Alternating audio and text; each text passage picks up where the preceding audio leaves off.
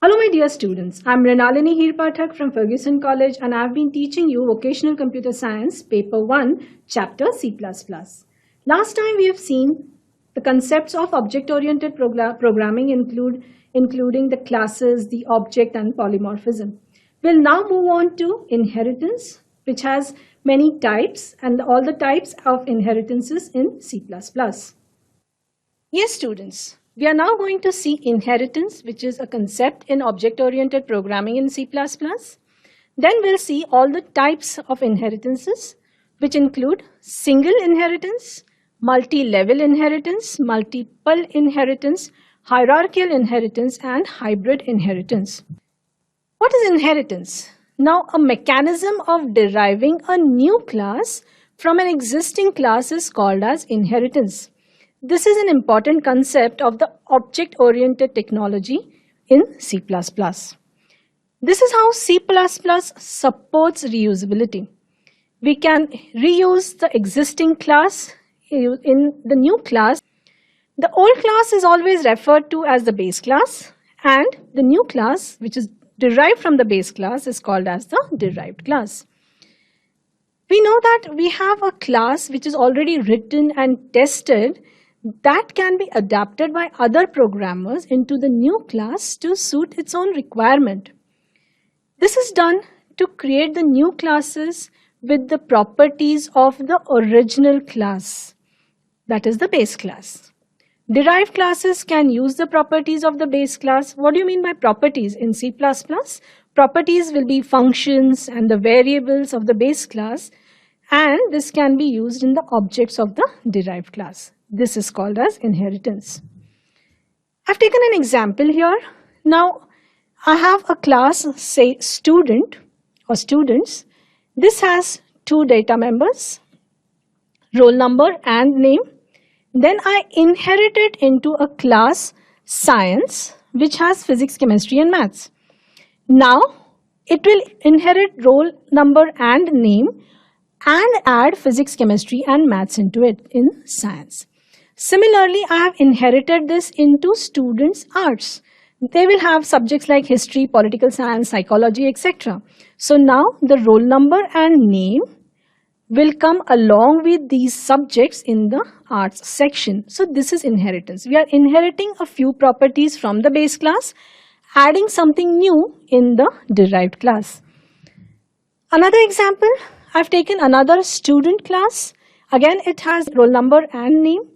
Then I have added students of 11th standard.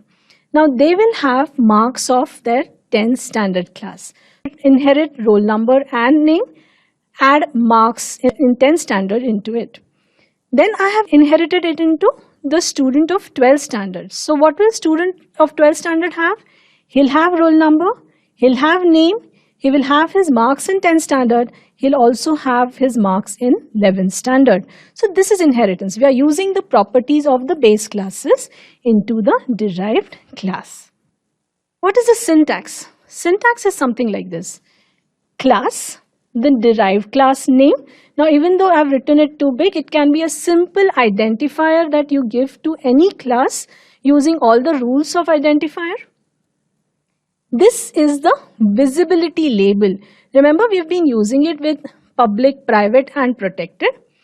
Those will be the modes for inheritance. So we can say we can publicly derive it, privately derive it, or the next one is the protected variable and the base class name. So this can be again another identifier that you have given to the base class. In this, you can have the members of the derived class. This could be the data members or the member functions. They could be private, they could be public, or they could be protected. Example, class. D is the identifier for the derived class. Visibility label. In the public derivation, I am deriving it from the base class. Inside this, I have all the members of the derived class. So now let's move on to what are the types of inheritances. We have single inheritance, we have multi-level inheritance, we have multiple inheritance, we have hierarchical inheritance and hybrid inheritance. So let's begin with single inheritance. Some books would also read it as simple inheritance. Either ways, it is the same thing. What is it? It is one derived class from one base class. See, the diagram itself gives a lot of information of what I'm talking about. So it has just one base class, one derived class from that base class. This is called as single inheritance or simple inheritance. To learn inheritance, it is better that we use programs to handle them. So I have taken a small program to handle single inheritance. Yes, hash include iostream.h and conio.h as it is. I have a diagram that tells me B is going to be the base class and D is going to be the derived class. My suggestion to you is whenever you handle inheritance in C++, you should have a small diagram in front of you that will refer to what you really want to achieve in this particular program. Next thing, class B is the base class. Now comes the important or the new concept of protected variables. We have learned till now private variables, public variables, and the next one is protected variables. What are private variables? These are members. Private members are the ones that are seen only inside the class. So they are private to that class. What about public? Public members can be accessed outside the class. So outside the class means basically it should be accessed from void main. Then what is protected? Protected members are seen in the next derived class. Okay, so if it is A and B, the function, one is for multiplication and another one is display. In this function MUL, what I do is I'm going to simply multiply A and B and the value I'm going to assign it to C. What happens in display function is just going to print the values of A, B and the product C. So this will give me the value, this will give me the expression. Let us see the void main now. D is the object, small case d is the object of the derived class capital or the uppercase D. Using this D, I am calling this function getAB. Now let us see, getAB is a function of the base class and the lowercase d is the variable of the derived class.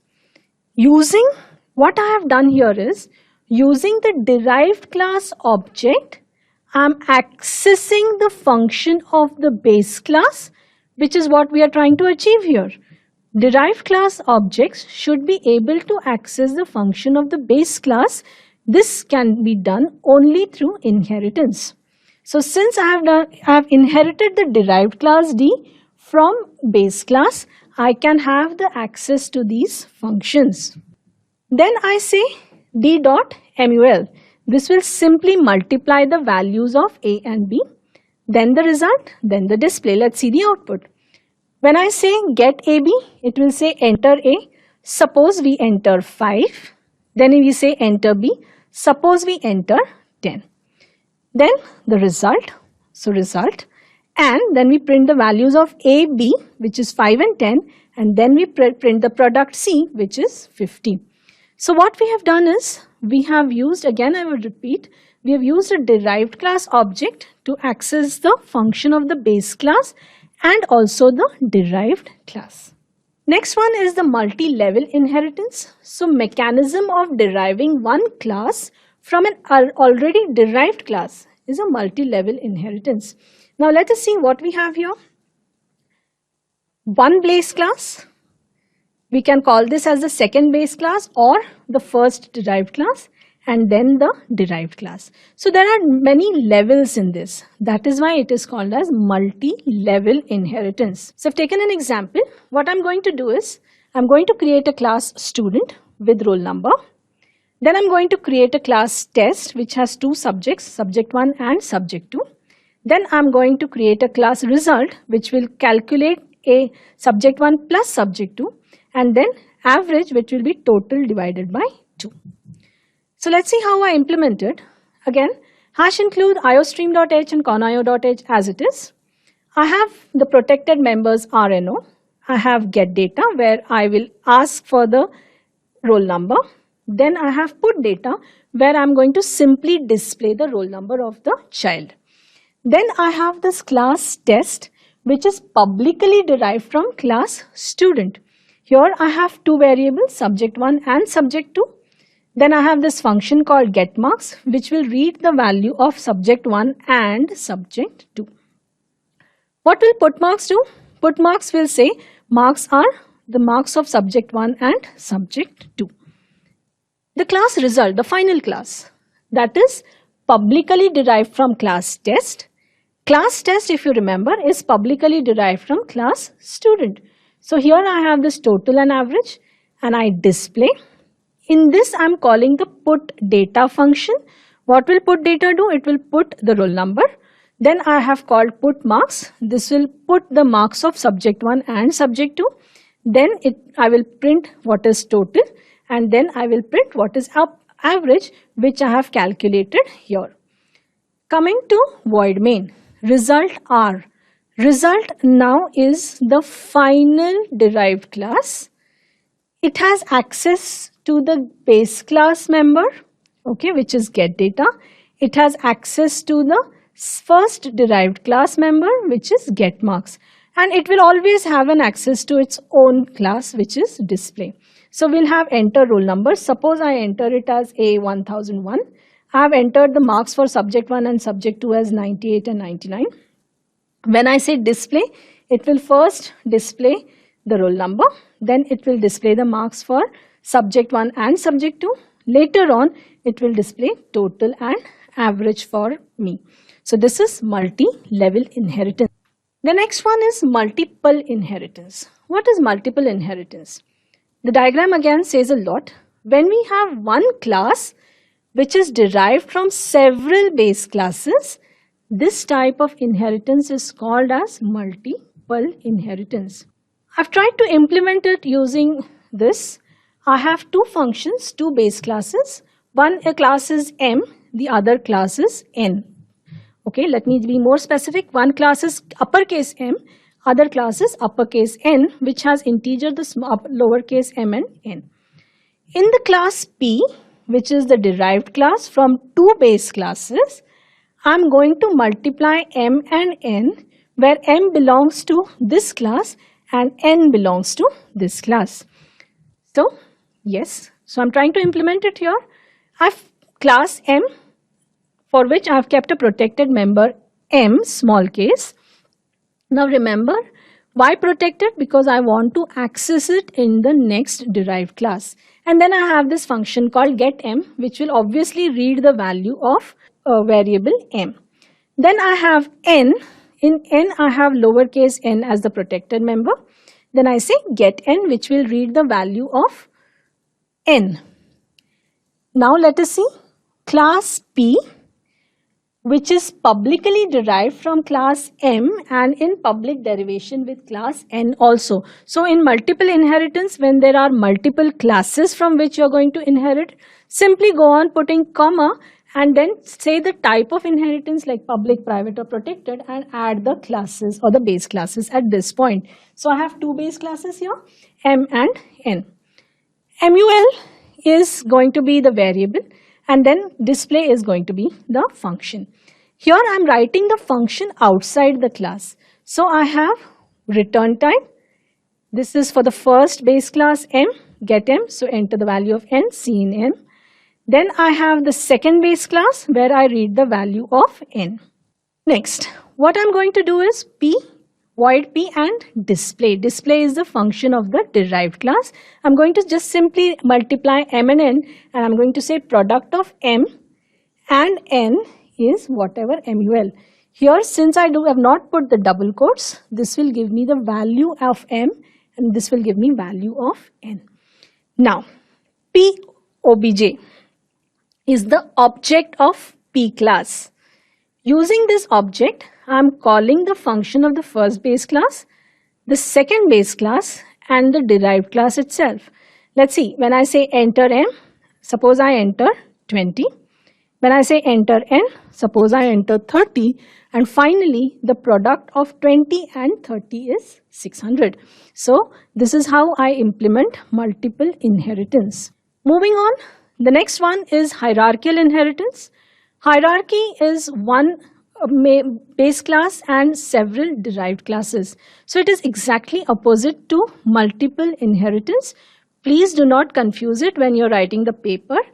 So, hierarchical inheritance is one base class and many derived classes. So, definition is when we have one class derived from base class, more than one class derived from one base class, this type of inheritance is called as hierarchical inheritance. Again, I'm going to implement this using this class student, where I have roll number and his physics chemistry marks. Then I'm going to implement a class maths, which will have his maths and PCM, and class bio, which will implement his bio marks and PCB. Let us see. I have class student, roll number, physics and chemistry. Get data will read the roll number, physics and chemistry marks. Put data will simply put your roll number is whatever. Your physics marks are this much, chemistry marks are whatever. You are going to enter. In class maths, which is in public derivation with class student, we have a variable m. When I say get PCM, we enter the marks for m. And when we say put PCM, we calculate physics plus chemistry plus maths divided by 3. What will put data do? Let us see. We have done it earlier. Put data will simply put your roll number, physics and chemistry marks, and then we will add maths and PCM to it in class maths. Similarly, class bio will we should read your bio marks and calculate your PCB. So enter your marks in biology, which is B, and then put data will again put roll number, physics, chemistry, which will followed by biology and your PCB marks. Void main. Void main, M1 will be the object of maths class. Then you will have the access to the base class, which is get data. Get PCM and put PCM are its own functions. So let's see how it will work. When I say get data, I will enter roll number, physics marks, chemistry marks. When I say get PCM, I will enter maths marks. Then I will display this. So roll number is whatever, physics is this, chemistry this, maths this, and the average of PCM is 96.6. When I say B1, it is an object of the bio class. And I call again the same function, but this time I'm calling it with the object of bio class. So again, I will have the roll number, physics, chemistry. Get PCB will ask for the biology marks, and then the displaying of these roll numbers, physics, chemistry, and biology. Finally, the average PCB, which with the values I have put, comes to 95.33. Moving on, the last type of inheritance is hybrid inheritance. This type of inheritance involves more than one type of inheritances, and it is called as hybrid inheritance. So the diagram which I have shown, you can see it calls for, or it stands for a hierarchical inheritance. If you don't consider this part as of now, so one base class and two derived classes. Then it also is multi-level inheritance. You see 1, 2, and 3 levels. It is also multiple inheritance where we have two base classes and one derived class. So what is a hybrid inheritance? It is more than one type of class is included in the complete inheritance. That is called as hybrid inheritance. Let us see a small program for hybrid inheritance. Let me tell you that this particular program is there for your practicals also. So keep your attention. Let's see. We have class students. We have class test, we have class sports and class result. If you see, this is one inheritance, student plus test, and it is going to be into result. Then the second one is this sports and result. So the result class will have an access to student class, test class, and sports class. Let us see how we implement this. Hash includes, as they always are, class student, the first base class, where I have a roll number. It will have the member functions get roll and put roll. Let me remind you, it is a protected variable because we want to access it in the next derived class. Then we have class test, which again is in public derivation with class student. Here the protected members are subject 1 and subject 2. Get test is the function where I'm going to read the value of subject 1 and subject 2. So enter subject 1 marks, subject 1, enter subject 2 marks and subject 2. Next is put test, where I'm going to put the marks of subject 1 and subject 2. Class sports. Class sports is again an independent class. If you remember the diagram, it is not inherited from any of the classes. So it has a protected member, say SP. This SP stands for the marks that the student has obtained in sports. First one is void get SP, where I'm going to obviously read the marks in sports, and then put SP, where obviously I'm going to display the marks that are there in sports. Finally, the last class, the last derived class, which is the result class, which has private members, float average. Put result will calculate the average first, which is obviously marks in subject 1, marks in subject 2, and marks in sports divided by 3. Then you have first put roll. Let me tell you, put roll belongs to the student class. Then we'll have put test, which belongs to the test class.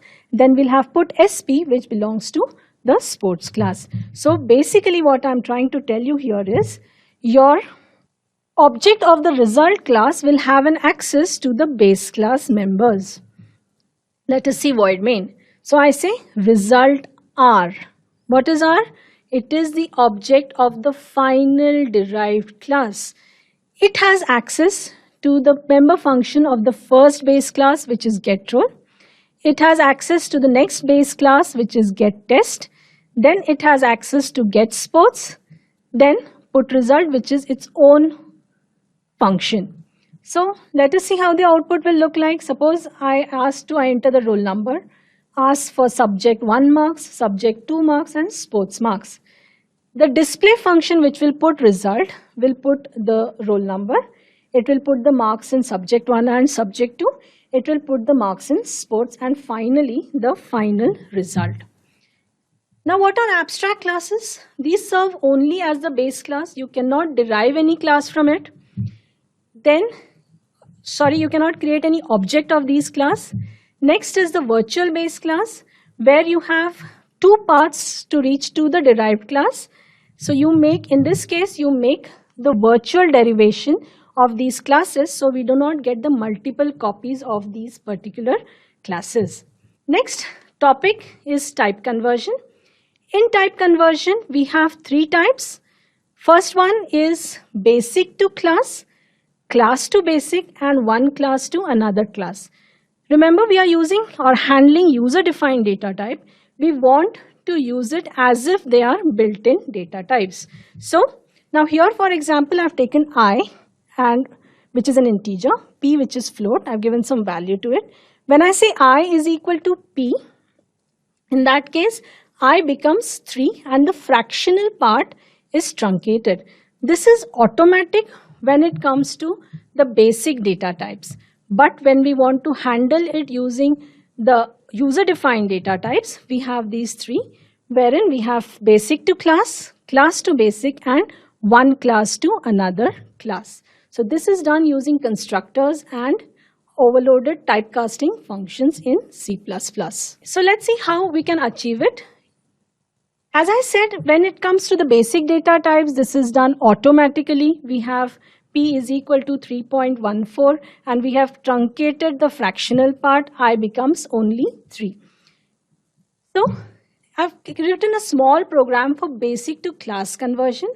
Here I have kept a class time, which has hours and minutes section. time has an integer t, and all these calculations where hours will be t divided by 60. So if it is say 100 is the variable, divided by 60 will give me 1 hour, and whatever the remaining minutes are, that I'm going to print here. So it will print 1 hour and 40 minutes. Here I've taken an example. Int duration is 85. So I've kept a variable called integer which has duration of 85.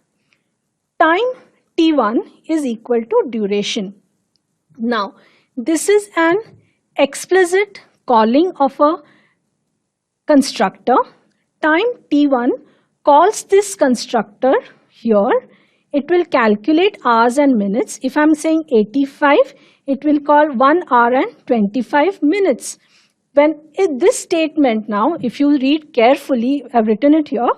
If you read this statement carefully, t1 is equal to duration, where I'm calling the constructor. What happens here, you can interpret it as the basic data type duration is equal to the user defined data type.